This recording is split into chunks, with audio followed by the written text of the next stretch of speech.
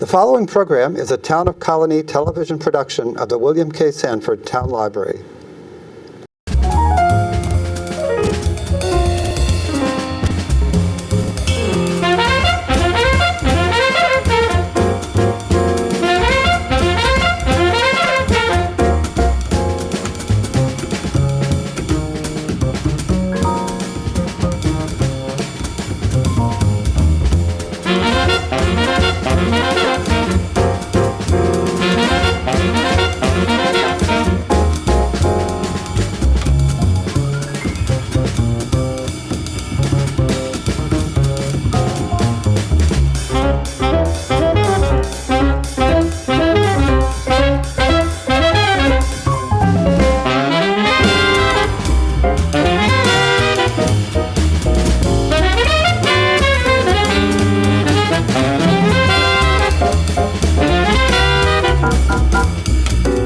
Hello and welcome to Real Conversations with Lisa and Susan. I'm Susan. And I'm Lisa. Welcome. Today we're going to be talking about workplace wellness, which frankly, Lisa, sounds to me like an oxymoron. I mean, workplace and wellness? Really? I know. And it's interesting in researching the topic, when you put it in, you get like a million hits and it means all kinds of different things to different people depending on who you're talking to. But, you know, think about it. We're there at least 8 hours. Many people are there, 10, 12 hours. I know, 8 hours is a vacation day. And so you really have to think of integrating between workplace and wellness. And I've been reading a lot about our aging workforce. Yes. So as our workforce ages, keeping everyone healthy and productive really matters to employers, especially employers who are watching every dollar these days. Well, and I think it's important to recognize that there's so many different aspects of the workplace, from the physical setup of it to the different things in the environment, but also the relationships between people. How does the job support you, and the emotional stress of, gee, things could get tough around here and I could be out any day. That's right. I have to keep producing. I have to be at the top of my game all the time, or somebody younger is going to come along, And then there's all the health constraints that come along with that. So we're going to scratch the surface of this topic today, but we are going to talk about workplace wellness, even though it is, in fact, I think, an oxymoron. No, not by the end of the conversation. Everybody will get it by the end of the conversation. We'll be back in just a moment.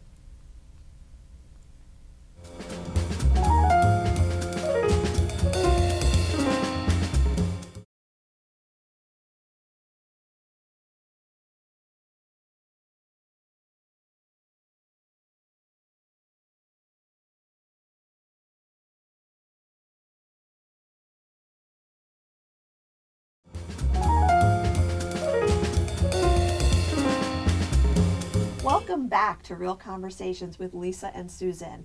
We are so happy that you have joined us today. We are talking about workplace wellness, and we have terrific guests, real experts on this whole area.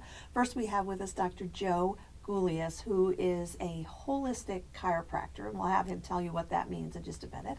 And then we have Judy England, who is an expert on wellness and a Times Union blogger on top of that. And we'll give you both a chance to tell us about yourself. I understand you're also a nurse, Judy. I am. I wear lots of hats when it comes to wellness. I'm a registered nurse, licensed massage therapist, Kripalu yoga instructor, blogger, and health educator. Wow. So, yeah, I just go where folks need me. Well, you know a lot about a workplace, because you probably work all the time. I right? do. And I was interested, Susan, you were talking about the aging workforce. Well, I'm part of that. Yeah. And in my current position, working for Jewish Family Services in the neighborhood naturally occurring retirement community, which is all geared to help people age in place. Oh, yes. And we're trying to attract the younger seniors. The problem is they're all working, Joe, like me. At 67, retirement doesn't loom very close on my horizon. No. So it's very important to me to stay healthy, to stay, And some of the older, or rather the younger seniors, I guess you call them. Junior seniors. Junior seniors. I mean, some of them are working because they have to. Exactly. Right? And some of them are working because they love what they do, and it makes them feel alive and connected. And as I am, because I feel I have something to contribute to folks. Yeah. And not only are they working, but they're also sandwiched in with perhaps an older relative Yeah. for whom they're the caregiver. Yeah. So, wow, just think about all of that. And so, how do you juggle your health needs, your physical needs, your emotional needs? Yeah. All of that. Yeah. It's tricky. Yeah. Well, Joe, if you would tell us a little bit about you and what does it mean to be a holistic chiropractor? Well, a holistic chiropractor is somebody who really is looking at not just the issue of how's your spine, how's your back, but all these other aspects, things we talk about today in terms of, what is your diet and what's going on in your relationships, what other stressors are there. You could have a case of a back pain, but then it's complicated by the fact that someone's getting divorced and there's other things going on. Right. You're taking in your 23-year-old who didn't expect to be back. And as in situations, even in my household, I feel like I'm running 4 different households. I have a daughter who's married, and I have a grandchild.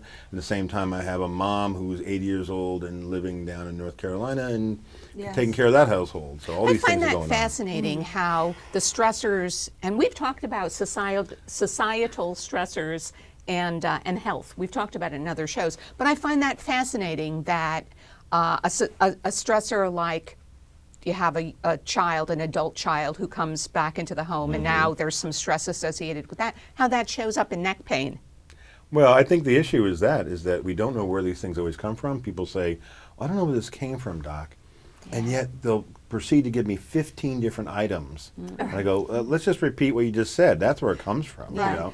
And it's not any one item many times. It's many, many items combined together. Like for me, stress shows up in mindless eating, and probably does for a lot of people. Sure. Sure. So if I'm mindlessly eating, and of course I'm not thinking about it, I'm not putting there. And I'm mindless. It's mindless, So I'm mindlessly eating, and then it shows up in my weight. And if I can, tease it out, it's usually some new stressor that I have in my life. I think everybody needs some help. I think what we do is we kind of expect that, okay, I know what the owner's manual says to my body. Well, did you get one? I don't have one. Yeah. And the fact is, if I'm going to buy that new microwave, new refrigerator, I'm going to get my listing. I can read through it. Page 82 says this is what happens. And we don't know how to really do all those things. And really, we do need assistance. And people are great that they can go to a blog like Judy has, but we need information. And quite honestly, I'm a little bit upset, if you will, with the family medical doctor out there who's, again, he or she has their own problems. They're busy worrying about all these other items that they don't have the time to ask, well, how is your mom? Yeah. Or what else is going on in your life? Because those things are part of that process. Right. And health is definitely all those items. I happen to be really lucky, and I do have a family practitioner who does that, but I know I'm one of the lucky ones. They're Yeah. rare. They're rare. They're very Yeah. rare. I have a good one too. As do I. And that's why you can be well and be part of that. You've got to have your team of people. That's right. That's the issue. I think most people don't know who to go to, and maybe they have no one. Right. And not to pick on anybody one issue, but maybe maybe for some people it is their massage therapist, their yoga instructor, whatever it may be. Somebody's got to give you some of this information, some of this guidance, because otherwise you're out there literally without the paddle in the rowboat. Right. I want to talk about what does workplace wellness mean to you? Because, again, we said at the top of the show that what does it even mean? Yeah. So I'd like to hear from each of you, like, what does it mean to you and your work and what you provide? Well, I frequently get called as an independent health educator to go into offices and do on-site programs because, as you know, Joe, it's showing up in the bottom line for people. It's not necessarily that they're that altruistic about their employees, but it's a cost controlling device. And then they find out that it has other benefits in terms of productivity. But So it's a good business It's good approach. business Absolutely. sense. Good health is good business. It's as simple as that. Yeah. And there's so many things that can be offered to employees within the context of the workday. On-site yoga classes. People don't generally raise a big sweat when they're doing a yoga, so to have a 45-minute break in the middle of the day on the lunch hour is wonderful. To come in and do a program on conscious eating. I've done programs on change theory. But what you were getting at is, what is wellness? What does it mean? And I think we need to look away from just the absence of disease. Yeah, I agree. It's more like, how can I thrive? How can I be my absolute best self, physically, emotionally, spiritually, financially, every way, and it all works together. Is that what you would? Yeah, I think one of the things, in the term holistic chiropractor, I use that because people come in and I'll say to them, okay, you're not in pain, that's great, but we have a lot of things to talk about.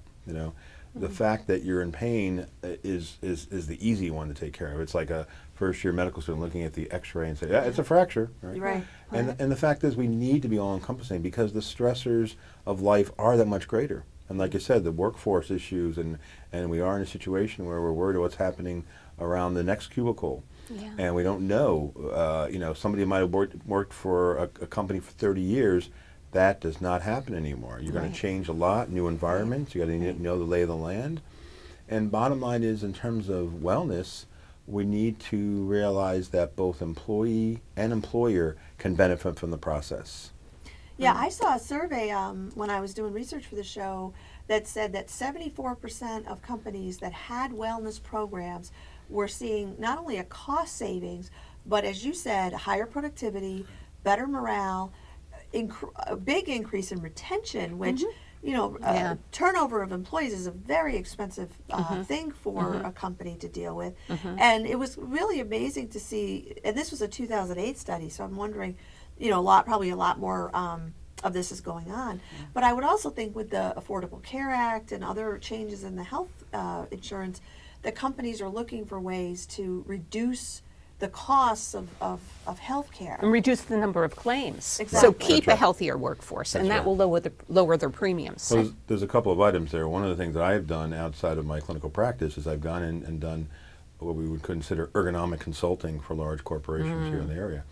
And the fact is that they were really shocked just by the evidence that we were able to find out what was going on. And definitely we need to put some responsibility on employees to do the right thing and not just go, oh, well, I hurt myself, I'll be out for 6 months. Right. Right. And we know the longer somebody stays out, the less opportunity for returning to the workforce. Yeah.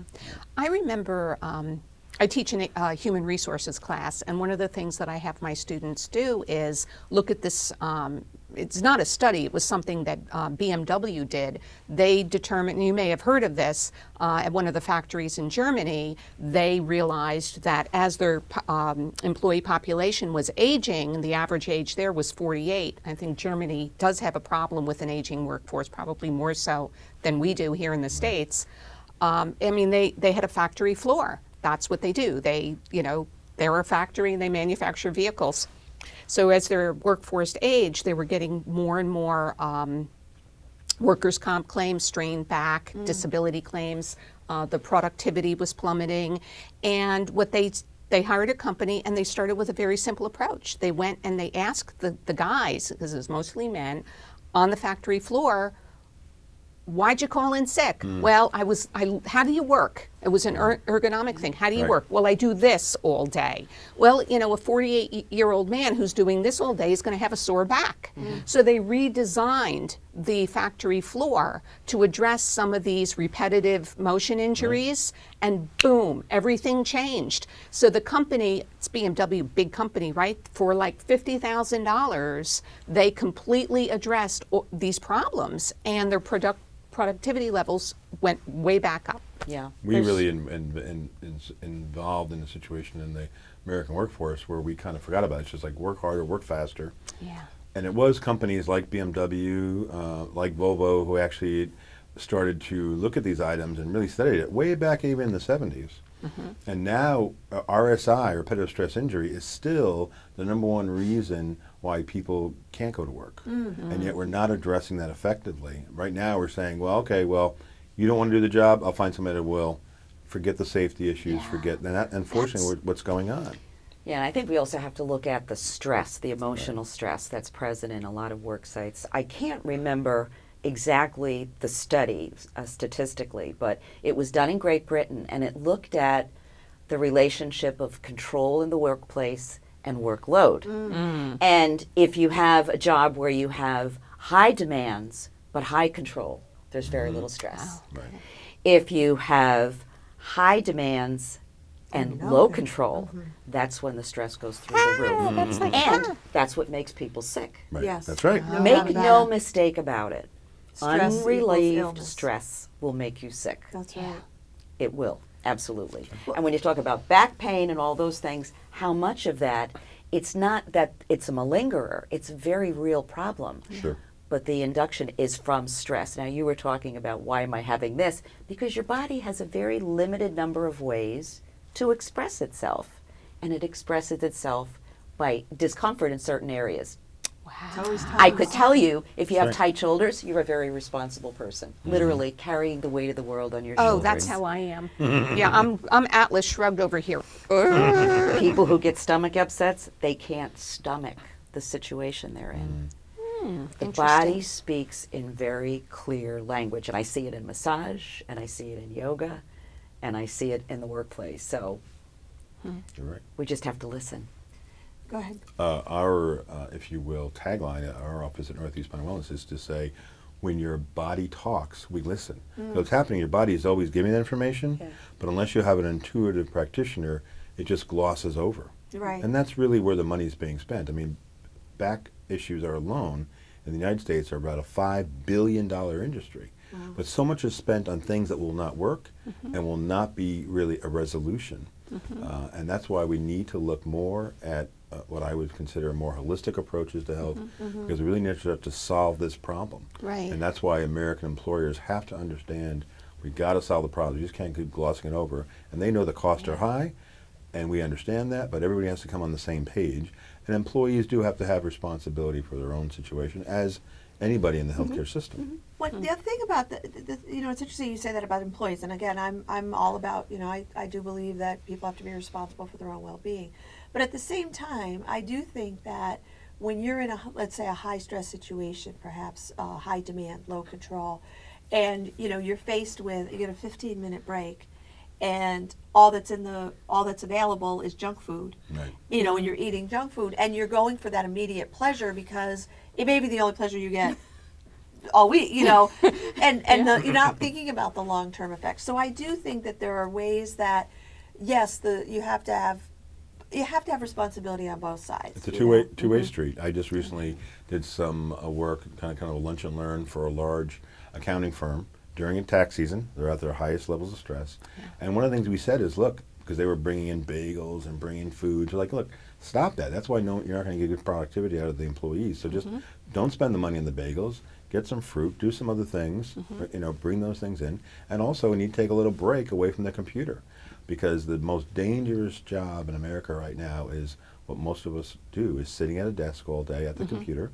And then worse yet, if you're in the vehicle driving around, you know, it's Can you just, explain why that's so dangerous? Because I heard you talk about this when we first met, and I didn't understand why is sitting so dangerous until you really explained it. think about the fact that, you know, maybe years ago people worked more with their back and they kind of, you know, were digging a ditch or doing things like that. And we had more physical labor issues. And in World War II, everybody was in the labor force, right? But the thing is now, how do we make money? If you're an attorney, an accountant, or any kind of professional, you're at a computer all day. Yeah. That seated posture is really what's doing us in many ways. Aren't some furniture designers addressing that? They're making walking desks, It's starting. Well, actually, the biggest thing is high that's desks right. with a treadmill under them. What we call a sit stand. All right? There you Now, go. That's it. It's a very much more expensive, but really it can change your life. We've seen it with some of our patients who we said, you know what, we got to do. They've been in the business for 20 years. Get them a sit stand. Gets rid of all that neck pain, back pain. It really solves the problem, and that's what we need to do. not just Especially gloss with over it. some executives who are, I mean, they're very expensive for the company should they go down. They're key people, and usually you can get an insurance policy for them. They're key people. You want to keep those people healthy. Invest in something where you can keep them behind the computer, but just walking, you know, Right. standing, walking behind the computer. All those back pains, neck pain, headaches are the main reasons why people do call in. But the fact is that all the things that we just talked about and what Judy has talked about, and stress definitely adds to it. But we need to start to solve some of those things, because sitting is really dangerous. It may very well become one of those things that becomes the new smoking. That, wow, we can't Well, be it's doing like this being 8 a hours couch day. potato in a sense, right? Exactly. Well, and it also cuts you off because It you're not- changes. It changes how the muscles in the body are used. It changes your organs are not getting the right amount of blood. Takes or- everything right. out of alignment. we're just our bodies. You know, I feel there we was should an stand up now. we should jog let's around. at least move my feet. An orthopedist I know used to say that life is movement, and movement is life. And when and when I was a nurse in nursing school all those years ago, we won't say how long, but we talked about the hazards of immobility. Sure, that's right. You Have know, someone it's bedridden, just- right? And the older you get, the quicker the atrophy sets in. Yeah. So, what are some little things that people can do? Many of our people who are watching us may be workers and not in Yeah, a position yeah. to bring a wellness program in. But what are some things that people can Well, first do? of all, remind yourself to get up and move around during the day. I mean, if you need to, set a timer for 15 like or that 20 idea. minutes, just so you don't have to be saying, well, I'm going to get up and walk. Walk around your office, walk around your desk, walk up and down the hall. Get a drink of water. Stand up and use the phone. Stand up and use the phone. You don't have to sit. I also teach people some very simple stretches they can do in their seat, you know, to open up the muscles that are constricted, to get a deeper breath. So there's lots of things you can do. And you're talking about mindless eating. You know, the problem is when we're stressed, we either eat more than we normally do or we eat less. Yeah. So It's never really, it's eaten like, less. it's like, no, yeah, that wouldn't be me. Who's But that? it's like a form of self-medication. it is. Really? Well, that's your go-to. That's your Yeah. go-to stress relief. So you have to recondition yourself to choose another method. But the problem with eating Smoking. when you're stressed, No, smoke, I won't eat. you I'll know smoke. where that food I would goes never do when that. you're under stress? Guess where it goes? Right to your belly. Right to Yeah, your belly. that's right. You produce cortisol when you're stressed, causes fat to be deposited right in the midsection. And what does that mean for heart disease? Oh, it's the worst place for It's heart a disease. Yeah. Double whammy. Yeah. So Joe, you It wanted is. to It say? is awareness. I mean, I think what happens is instinctively our body will do what's easier on the heart, which is to slump and just try to be relaxed. do this. Yeah, exactly. But the fact is, we need awareness, and everybody needs to be reminded of that. So I tell, if a husband and wife, I say, you know what, maybe they're in a home office. Maybe we're not even talking about going to the office today. We're in our computer, right, at the home, and then maybe they're both working out of the home. That's happening these days. So who's going to remind them there, right? The accounting firm I've been working with, they have an announcement about every hour. Everybody just get up and push away from the computer, and maybe it's go and walk to the copier or something for the people that are the support staff. Or some offices will have a day no email. If you want to have a conversation, you have to get up and go and talk to somebody. That's a great idea. I'm gonna do this with my kids because they need to get away from the texting. Unplug. Right? But isn't that not only good for the physical release of getting up and moving around, but mentally, all of the technology, isn't that stressful to us as well? being available 24/7 doesn't necessarily mean that you're connected with anybody That's on a right. deep personal level. And we're social beings. We want to connect with other people. We want to talk to other people. We want to look other people in the eye when we speak with them. And we want to make it personal, So I think we need to really work at, envisioning that kind of connectiveness in an environment that's mainly digital. So aren't we talking about, what I hear, kind of a theme emerging here, is that wellness has a lot to do with mindfulness.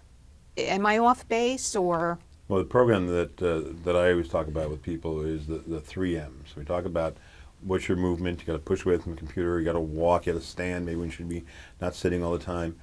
What's your meal? If you had a big carbohydrate-laden meal, you're going to be sleepy by the time 2 o'clock rolls around. And the final piece, and probably the most important, really is the mindset.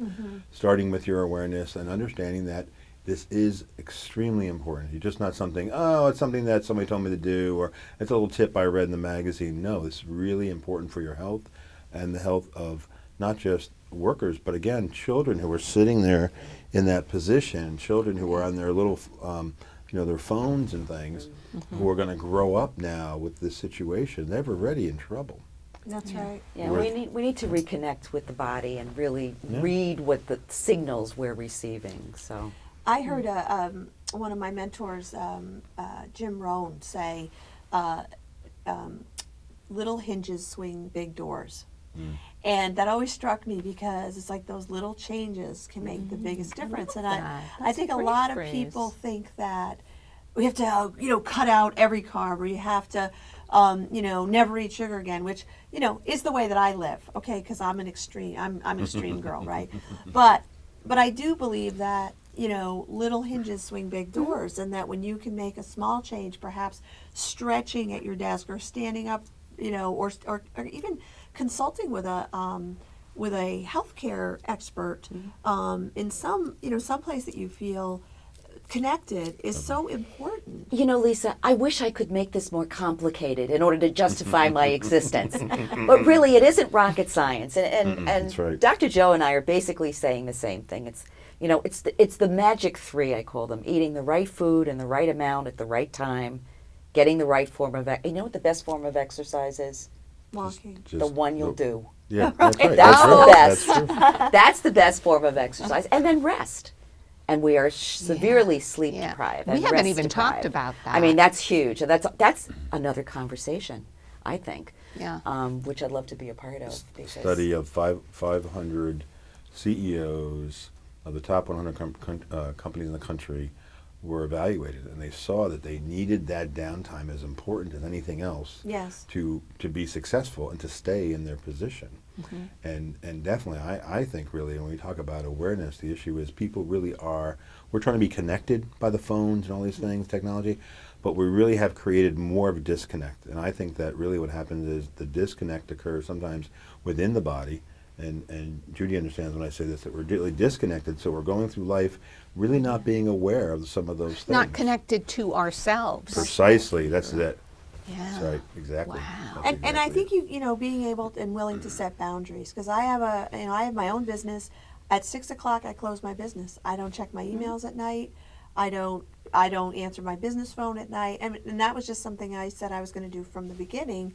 You know, I don't know how you can get away with that. I do it because, first of all, my really. marriage is critical to my Yeah. life, and I'm not willing to Well, sacrifice okay, that. so what I hear you saying is really knowing your priorities and being focusing on conscious. what's good for you and actually doing those things. Yes. You know? Well, we're just about out of time, Yeah, and I we could wanted go on to and give on you about just this. we literally have a minute left. Is there any quick tip, anything that you want to just underline that you said? Well, I think workplace wellness is really an important subject based not only on how much time we spend there, but also creating a culture, a climate that allows people, like, this is not something I do 8, 9, 10 hours a day, but this is an extension of my life. Yes, Yeah. exactly. And I think the more people that take a stand and say, I'm important, I'm going to do this, I think the respect also will come with that too. Well, thank you both for such a great conversation and really such important information.